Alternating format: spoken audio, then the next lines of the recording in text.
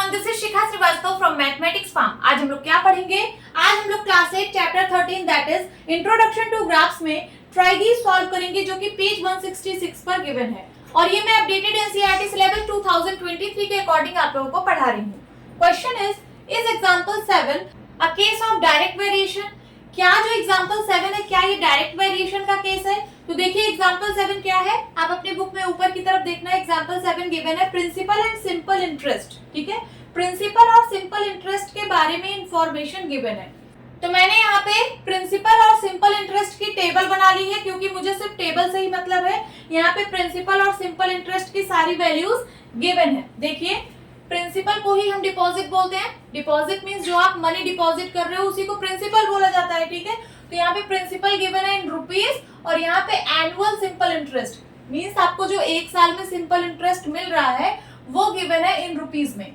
अगर आप 100 rupees deposit करते हो तो एक साल में आपको 10 रुपीज का इंटरेस्ट मिलेगा। अगर आप 200 रुपीज डिपॉजिट करते हो तो एक साल में आपको 20 रुपीज का इंटरेस्ट मिलेगा। और अगर आप 300 रुपीज डिपॉजिट करते हो तो आपको 30 रुपीज एनुअल इंटरेस्ट मिलेगा। और अगर आप 500 रुपीज डिपॉजिट करते हो तो एक साल में आपको 50 रुपीज का इंटरेस्ट मिलेगा। और अगर आप 1000 रुपीज डिपॉजिट करते हो तो एक साल में आपको 100 रुपीज का सिंपल इंटरेस्ट मिलेगा। अब हमें बताना है कि क्या ये डायरेक्ट वेरिएशन का केस है। Direct variation means direct proportion.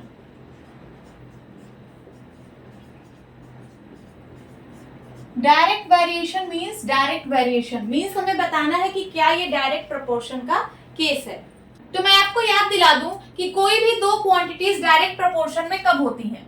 ठीक है, एक क्वांटिटी के इंक्रीज होने पर दूसरी भी क्वांटिटी इंक्रीज होनी चाहिए, या फिर एक क्वांटिटी के डिक्रीज होने पर दूसरी भी क्वांटिटी डिक्रीज होनी चाहिए। ठीक है, और इसके साथ ही साथ दोनों क्वांटिटीज का रेशियो कांस्टेंट होना चाहिए। Means x upon y is equals to k, constant.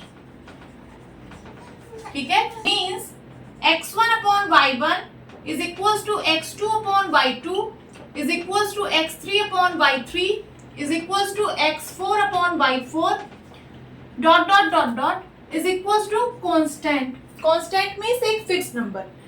x1 x2 x3 x4 क्या है? ये x की डिफरेंट वैल्यूज हैं। y1 y2 y3 y4 क्या है? ये y की डिफरेंट वैल्यूज हैं।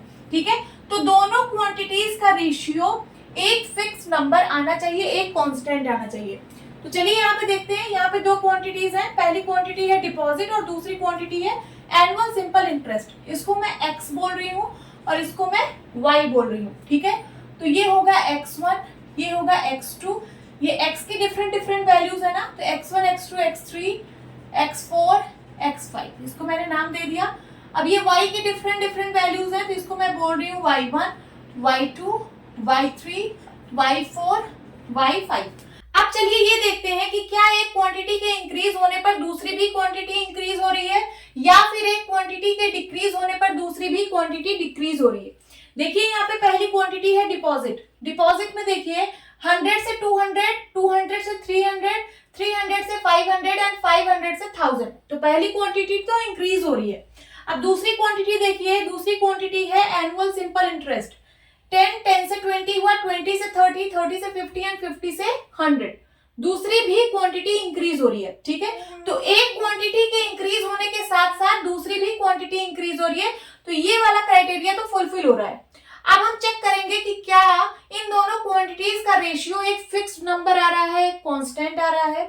ठीक है, अगर हर बार दोनों क्वांटिटीज का रेशियो एक कांस्टेंट या फिर फिक्स नंबर आ गया तो हम कह देंगे कि ये दोनों क्वांटिटीज डायरेक्ट प्रोपोर्शन में है। अब चलिए सबका रेशियो फाइंड करते हैं। x1 upon y1 is equals to 100 upon 10। 10 से 10 कैंसिल, क्या आया? 10। Then x2 upon y2 is equals to 200 upon 20। 10 से 10 कटा, 2 1 जा 2, 2 10 जा 20। कितना आया रेशियो? 10।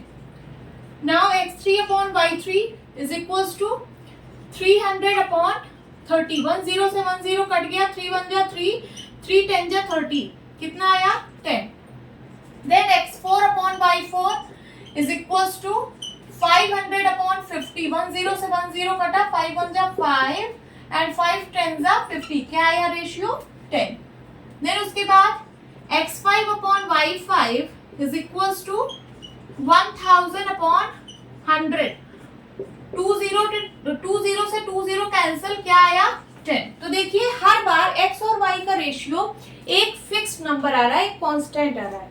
यहाँ पे आप क्या लिखेंगे, hair x1 upon y1 is equals to x2 upon y2 is equals to x3 upon y3 is equals to x4 upon y4 is equals to x5 upon y5 is equals to 10। ठीक है, हर बार x और y का ratio एक fix number आ रहा है, एक constant आ रहा है, तो हम कह सकते हैं कि ये दोनों क्वांटिटीज डायरेक्ट प्रोपोर्शन में हैं। तो आप क्या लिखेंगे, सो both the quantities are in direct proportion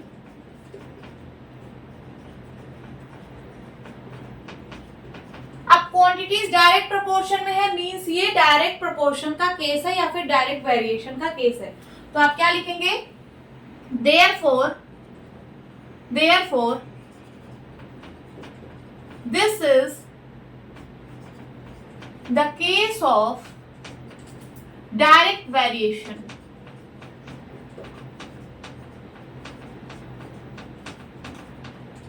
note down कर लीजिए। होप स्टूडेंट्स आपकी क्लास अच्छी लगी होगी। मिलती हूँ अपनी नेक्स्ट वीडियो में, तब तक के लिए bye bye and take care.